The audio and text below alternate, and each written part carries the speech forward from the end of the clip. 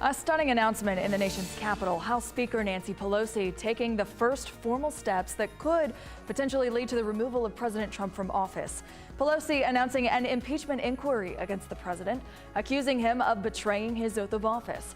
The news coming as the White House is dealing with a controversial whistleblower and a phone call made between the president and the leader of Ukraine about former vice president and Democratic presidential frontrunner Joe Biden. Naima Abdullahi is in the newsroom to unpack all of this for us. Naima, there has been a lot of reaction from local lawmakers. Christy, that's right. Civil rights icon and Congressman John Lewis declared on the House floor that he now supports impeaching President Donald Trump. The influential leader did not hold back.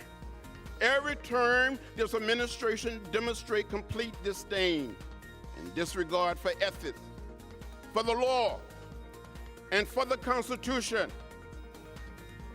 And Congressman Hank Johnson of Lithonia also spoke out in a statement saying, quote, attempting to coerce a foreign government into digging up dirt on a political opponent, then trying to cover it up by unlawfully refusing to turn over the whistleblower complaint to Congress crosses a red line. Congressman David Scott of Jonesboro and Sanford Bishop of Albany are also for impeachment. Republican Congressman Doug Collins of Gainesville says this announcement doesn't change a thing, and Republican Congressman Buddy Carter of Savannah area says that the impeachment investigation is a waste of time. President Donald Trump is defending himself on social media and in an interview, calling all of this a presidential harassment.